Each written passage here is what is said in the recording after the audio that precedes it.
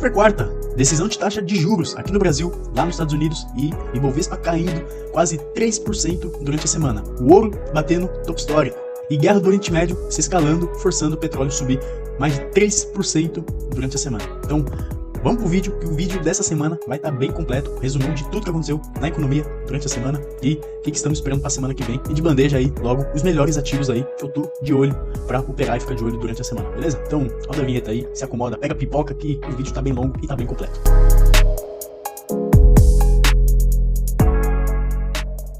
Bom, essa semana teve super quarta, então tivemos decisões de taxa de juros, tanto aqui no Brasil quanto nos Estados Unidos. Então lá nos Estados Unidos tivemos um corte de 0,50 pontos percentuais da taxa. Já que no Brasil, totalmente na contramão de Europa e Estados Unidos, tivemos um aumento de 0,25 na nossa taxa. Foi basicamente isso que derrubou o Ibov. O Ibovespa caiu 2,83% na semana.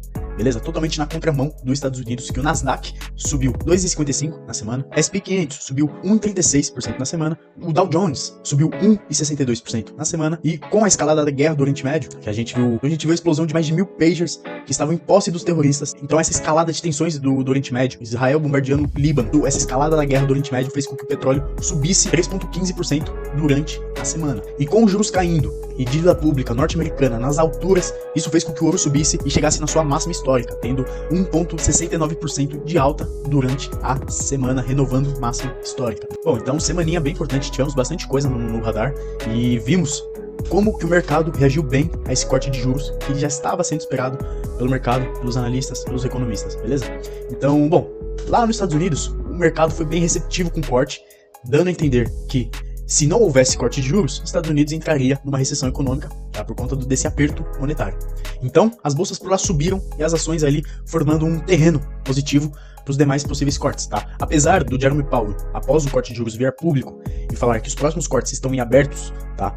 Estão abertos e até a possibilidade de não haver mais nenhum corte até o final do ano, mesmo assim ainda o mercado reagiu positivamente com o corte, beleza? Então ficamos à espera de próximos dados econômicos, dados de emprego, dados de inflação, dados de consumo, que são dados importantes para a decisão do Fed, próximo corte de juros, beleza? Já que no Brasil, completamente na contramão do mercado, completamente na contramão de tudo, então por conta das projeções futuras de inflação e do IPCA está beirando a banda máxima de inflação, isso faz com que o Banco Central se sinta na obrigatoriedade de cumprir a meta de inflação estipulada pelo CMN. Então, tivemos um aumento na taxa de juros de 0,25 pontos percentuais e o mercado não reagiu nada bem com isso.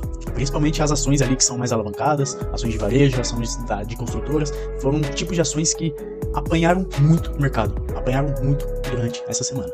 Ou seja, então, quando nós temos uma taxa de juros mais alta, toda a cadeia produtiva de empresas que estão alavancadas ou empresas que estão extremamente endividadas, tudo para ela fica mais caro e mais complicado. Tá? Bom, mas calma que tudo ainda não está perdido. Então, com o corte de juros nos Estados Unidos, podemos ver um fluxo de transferência de investidores, tá? Investidores saindo das bonds americanas, então os investidores lá nos Estados Unidos saindo da renda fixa e indo buscar outros investimentos, como renda fixa brasileira ou até bolsa brasileira ou bolsa de outros países, como bolsa europeia ou bolsa de outros países emergentes, tá? Assim como eu falei no vídeo da semana passada.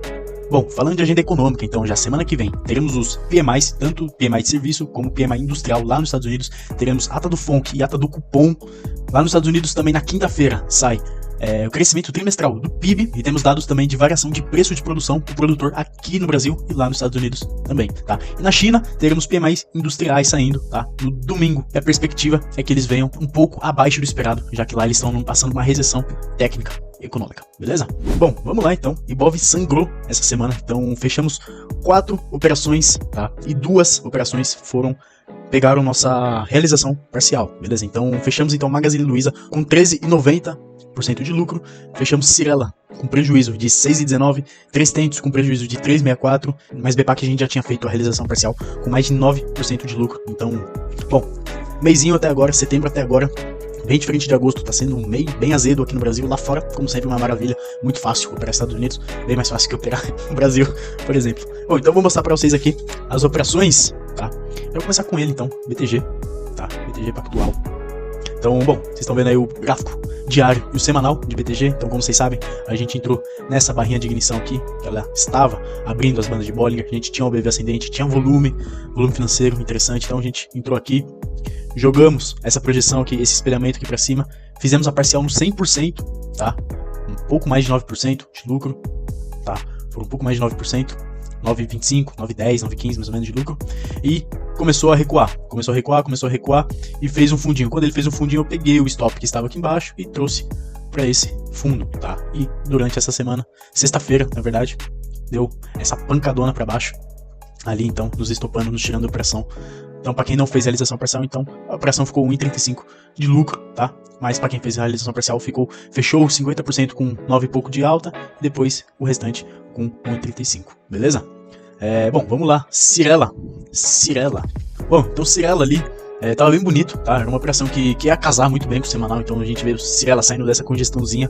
Eu já tava um tempo acompanhando a saída dessa congestão. Então ela saiu, movimentou para cima, volta aqui para baixo e pelo gráfico diário faz uma barrinha de ignição, uma barrinha de força saindo da 21, tá? O OBV não tava tão positivo, não estava tão a nosso favor, mas essa operação tava bem interessante, tá? Bem interessante de casar com o gráfico semanal. Mas era isso, né? O risco era de 6 e pouco para buscar 9%, tá? Então sempre buscar mais do que é o nosso risco, tá? É sempre esse nosso objetivo, beleza? Então 300 também foi outro stop. Era um contexto bem parecido, uma movimentação legal no gráfico diário, fez um recuo na média móvel de 8 e parecia que engatar, chegou a passar dessa região dos 12,60, porém acabou voltando com tudo, tá? Depois de quarta-feira. Bom, então vamos lá. Pine, então é uma delas que chegou na nossa realização parcial, também foi uma operação que a gente abriu no comecinho da semana, segunda-feira. Então o Pine é um risco curtinho, tá? 3%. Fizemos a parcial aqui também com os 3%, já matando 50% da operação, tá? O alvo final dela tá entre os 5,45 e os 5,47, tá? Bom, sexta-feira também deu uma pancada para baixo, mas a gente já tá com 50% do risco domado nessa operação, beleza? Bom, e por fim, para fechar as modificações da nossa carteira, Magazine Luiza, então, que pegou nosso alvo, tá? Mais de 13% de lucro vendendo Magazine Luiza. Não há nada melhor, não há nada mais fácil, mais tranquilo do que vender papel ruim. É aquele famoso ditado. Aqui no Brasil, os ativos sobem de escada e não desce de elevador, mas pula pela janela, né? Então é muito fácil operar vendido. Principalmente papel ruim, principalmente empresa ruim, empresa que está mal das pernas. É muito fácil ganhar dinheiro vendido assim. Então, bom, Magazine Luiza, preciso nem falar. Tá, então faz uma barrinha de força pelo semanal, saindo das médias, tá? Projetei essa barrinha para cima, chegou no 161, zerei ela, tá? Já tinha garantido 7% semana passada, 7,70% semana passada e agora foi pro nosso alvo aí com mais de 13% de lucro, beleza? Então, bom, papel maravilhoso, tá? Vou deixar outros destaques de venda que eu tenho hoje, então fica até o final do vídeo que tá bem bacana, beleza? Bom, então para fechar as modificações na carteira que tivemos também, Amazon chegou na nossa realização parcial, tá? Mais de 5% de lucro até o momento, tá? Mais de 5% em dólar. Operação dando mais de 6% em dólar, tá? Então, Amazon, bem legal, bem interessante, tá? Pivôzinho de alta, de alinhamento, temos volume, tá a favor da tendência. É uma operação que tem uma certa confluência, é uma operação que está bem alinhada tanto no gráfico semanal, tanto no gráfico diário, tá? No gráfico semanal puxando mais por uma volta em V, do jeito que essa semana fechou bem bonita. Vamos ver como que ele se comporta até os 195,90, tá? Que seria o nosso alvo final. Então, dependendo de como a Amazon se comportar até os 195,90, a gente pode considerar levar o alvo final até o topo histórico. Bom, mas vamos vendo aí como que vai ser o desenrolar dessa novela, beleza? Então vamos pro Ibov agora, vamos pro Ibovespa. Já vamos pro Ibovespa e companhia, beleza? Então, o Ibov fechou feio no semanal, fechou feio no gráfico diário, fechou feio em tudo, tá? Então esquece a linha rosa, esquece esse topo anterior rompido, tá? Não serviu pra nada e ele veio buscar essa forte zona de resistência que foi o primeiro topo histórico pós-pandemia. Primeiro topinho ali pós-pandemia, tá? E, bom, ele tem confluência com o primeiro, com a retração de FIBO. A gente pode ver o Ibovespa vir fazer movimentações um pouco mais abaixo. E, principalmente, quando eu falo Ibov e companhia, o que é interessante ver? De olho, a Vale, tá? Que é uma empresa que puxa bastante. Então, se a Vale perder esse 56,95, então a gente pode ver uma movimentação um pouco mais baixista para a Vale, beleza? Então, pode dar um gás para o Ibov e buscar a retração de FIBO, tá? Mesma coisa a Petrobras também. Então, Petrobras, então, podendo vir buscar essa linha de tendência de alta, tá? Que seria a zona de suporte desse canal. Seria a zona de suporte desse canal. E a gente vê aqui pelo OBV também que Petrobras já perdeu esses dois fundos aqui, ó. Né? O OBV já perdeu essa região, ou seja, temos um Advanced Breakdown, tá? Bom, e tudo isso pode ter uma certa confluência com o petróleo. Bom, então apesar do petróleo ter feito uma movimentação forte de alta por conta da escalada da guerra e pela semana passada uma paralisação na produção de petróleo dos Estados Unidos, então apesar disso, o petróleo ainda está em tendência de baixa, tá? Então, caso o petróleo venha e faça uma movimentação de baixa, a gente pode ver ele possivelmente armar um pivô de baixa ou no mínimo retestando esse fundo, tá? na casa dos 70 dólares, beleza? Bom, minério de ferro também é importante para Vale, assim como o petróleo é importante para Petrobras, minério de ferro é importante para Vale e as siderúrgicas e companhia, enfim. Bom, então, minério de ferro, se a coisa continuar feia na China, tá? Então a gente pode ver o minério de ferro perder os 88,40 e caminho livre para vir buscar os 81,80, que seria o próximo alvo de FIBO, tá? Então, tá em tendência de baixa, deixa cair. Não se mexe em time que tá ganhando. Não se tenta pegar faca caindo, senão vai se cortar, beleza? Então a gente tem que ficar de olho nessas coisas, beleza? Na hora que a gente fica de olho no Ibov. Bom, outra coisa que é interessante olhar são os índices. E o IFINC é um exemplo. Olha como o IFINC apanhou durante essa semana. O IFINC apanhou feio. Olha o forte volume de venda entrando no índice financeiro. Bom, tudo isso veio porque eu alertei semana passada que o IFINC estava fazendo essa divergência baixista, tá? Então o índice de força relativa ali apontando para baixo, enquanto os preços apontando para cima. Quando a gente tem essa divergência entre o indicador de preço e o indicador de volatilidade, a gente acaba tendendo mais para o lado do indicador de volatilidade, tá? Assim como nós vimos no IFINC, tá? Bom, o índice de consumo também, não preciso nem falar, apanhando, tá? Devolvendo todo o movimento interessante que fez, mas ainda tá em zona de suporte, ainda tem retração de FIBO, tá? Pelo diário, as coisas tão legais, tá? Mas pelo semanal fechou um pouquinho feio. Então dá pra se dizer que o índice de consumo foi muito puxado por lojas Renner, C&A, essas empresas melhores, essas empresas um pouco melhores no setor de consumo, tá? Bom, o elétrico apanhando, tá? O elétrico apanhando, passou pra essa parte de baixo, tá? Do gráfico semanal, pivotando para baixo, então ele fez esse pivôzinho, joguei esse espelhamento, tá? Tem alvo aqui nos 89.504 pontos, beleza? O índice de materiais básicos, como sempre, só tomando na cabeça, tá? Então, bom, tem de vir buscar essa linha de tendência de alta agora. O imobiliário também, a gente tinha essa divergência altista e imobiliário também segurando em dois alvos de FIBO importante, tá? Então, tanto essa projeção que rompeu esse triângulo gigante que a gente tem e tanto o espelhamento do pivô que rompeu, tá? Então, tanto o espelhamento do pivô que rompeu, tanto o espelhamento da pernada, a projeção da pernada inteira, tá? Então, bom, caso o índice imobiliário perca esses 920 pontos, a gente pode ver uma escalada de preços aí, ou voltar a fazer o pullback no rompimento do triângulo, tá? Olha como a ótica de fechamento semanal fechou feio em todas elas, tá? No financeiro, no elétrico, no imobiliário, nos materiais, tá? Vamos ver industrial para finalizar? O industrial, olha como fecha feio também o gráfico semanal. Então, bom, porém o índice industrial, como a gente disse, mais forte, então são empresas mais fortes, são empresas um pouco mais resilientes a esses ruídos. A gente pode ver então o índice industrial trabalhando dentro desse caixote, entre os 26 mil pontos e entre os 25.300 pontos, tá? Então, vamos ver como que ele se comporta sabendo disso, beleza? Bom, agora vamos para os destaques, vamos ver que realmente eu tô de olho para comprar ou para vender aqui no Brasil. Aí depois a gente já vai para os destaques dos Estados Unidos, que lá é o ouro, não o ouro ativo, mas o ouro de coisa boa, beleza? Então, vou começar pela Azul então, destaque de venda fortíssimo.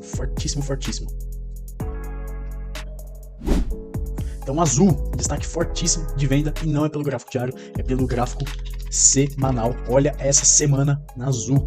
Bom, para quem não conhece que estratégia é essa, seria um trap na média móvel de 8, tá? Então, caso Azul perca, tá?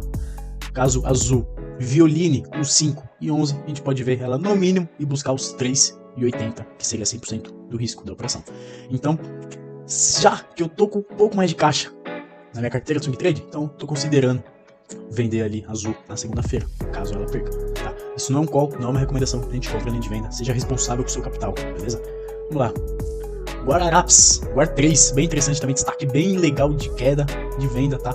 Tá brigando com uma zona de suporte, mas olha como respeita a média móvel de 200 períodos pelo gráfico semanal. Olha como a média móvel deu um chega pra lá na Guar 3 e deu essa barrinha de ignição, abrindo as bandas do jeito que a gente gosta. Então, squeeze de livro, porém na ponta da venda, tá? Temos volume, temos o OBV descendente, tá? Pelo menos o OBV perdendo o último fundo, tá? Eu sinceramente gostaria que o OBV estivesse perdendo. Gostaria que o OBV estivesse perdendo essa região dos 71.042, tá? Mas, pelo visto, não vai rolar. Então, Guar 3, então eu tô de olho pra segunda-feira. Uma possível vendinha aí nos 8,2, tá? Com stop aqui em cima, beleza? Bom, e os alvos, vou deixar tudo telegrafado lá na minha comunidade gratuita, tá? Então vou deixar o link aqui embaixo, na descrição do vídeo ou no comentário fixado, beleza? Bom, próximo destaque, então, é Multilaser, também destaque de queda, tá? Multilaser bem forte. Infelizmente eu não consegui vender durante a semana, tá? Então ainda não tinha caixa liberado, mas a gente vê o que ele acionou e deu uma pancadona pra baixo. Olha o OBV saltando de paraquedas. Olha como o OBV ele salta do avião, pula pra fora do avião. Olha o semanal como ele despenca, tá? Então, Multilaser, bem interessante para vender. Foi destaque no vídeo da semana passada, tá? Então eu já soltei o ouro semana passada, tá? E quem conseguiu pegar, eu não consegui. Bom, e quem conseguiu pegar vendido, deixa eu ver, está com 4% em um único dia de operação. 4%, mais de 4% de lucro em um único dia de operação. Beleza? Bom, Porto Belo também, comentei semana passada. Porto Belo então não conseguiu chegar nesses dois níveis, tá? Que eu tinha marcado aqui para o BV. E fazendo uma movimentação um pouco mais baixista, o semanal um pouco mais alinhado para venda, tá, do que o gráfico diário, mas eu ainda prefiro esperar uma barrinha de força, um tipo de alinhamento, alguma coisa. Então, bom, Porto Belo é outra que eu vou ficar de olho para semana que vem. Outro destaque de queda também que tivemos foi a VIT.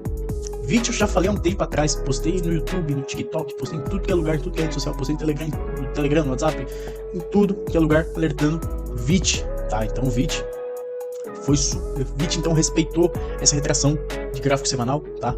E deu essa barrinha de ignição, porém pulou a minha ordem. Eu cheguei a colocar a ordem, porém ela pulou minha ordem, já indo para baixo. Então a realização parcial, no caso, ficaria aqui no 5,52, tá? E podemos levar o alvo final até os 5,13. Então parcial no 5,52 ou entre os 5,36. Isso não é uma recomendação nem de compra nem de venda, tá? Seja responsável com o seu capital. Então VIT apanhando, lindo, lindo, tá? Então quem avisa, amigo é. Eu sou amigo de vocês, né?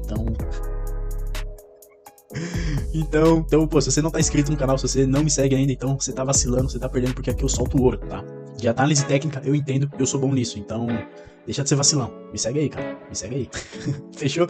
Bom, então é isso. Bom, então agora vamos falar de Estados Unidos, tá? Vamos lá. Cara, acordei bem cedinho hoje. Levantei bem cedinho hoje.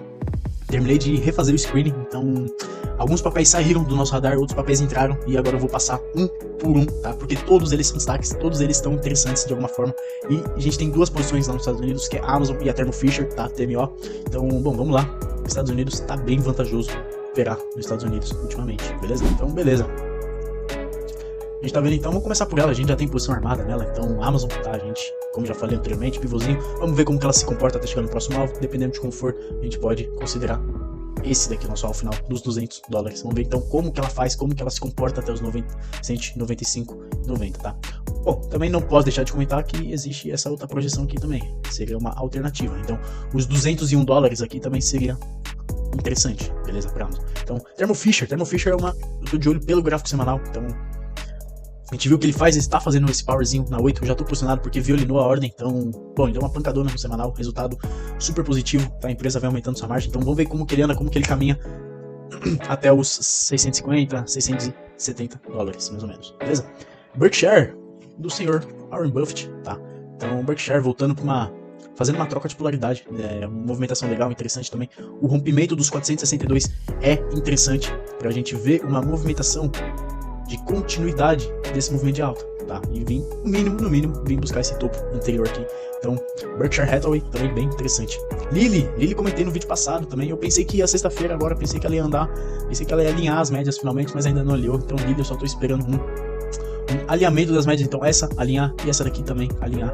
E lógico, tudo fica melhor ainda caso nós tenhamos uma barrinha de ignição de movimento. Então, só tô esperando esse alinhamento, médias alinhadas para cima, barrinha de força. Se tiver volume, melhor ainda, tá? Então, tá bonito no diário, tá bonito no semanal. Então, Lilly tá bem legal mesmo, tá? Então, Lilly bem legal mesmo, tá? Olha o semanal dela, como ele é forte pelo gráfico semanal. JP Morgan é a próxima. JP Morgan também voltando para a zona de suporte.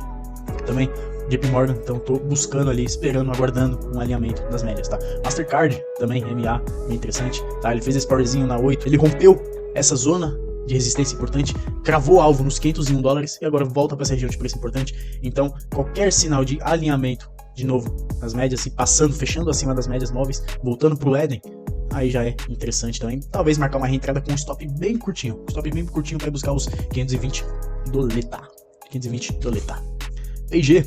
PG a próxima, PG bem interessante. Tá, PG a gente pegou esse tradezinho aqui, que ele tinha alinhado as médias.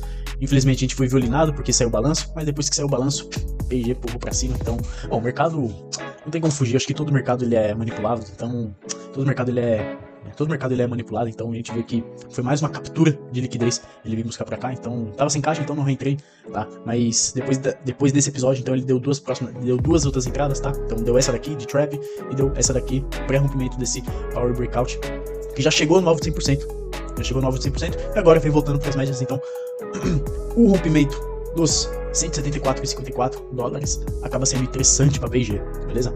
Johnson é outra, tá? Concorrente da P&G, né? As concorrentes aí são destaques, são interessantes. Então o setor como um todo, então Lilly, P&G e Johnson, então são tudo farinha do mesmo saco ali, todas as empresas do mesmo setor, tá? Então, bom, a Johnson eu tô buscando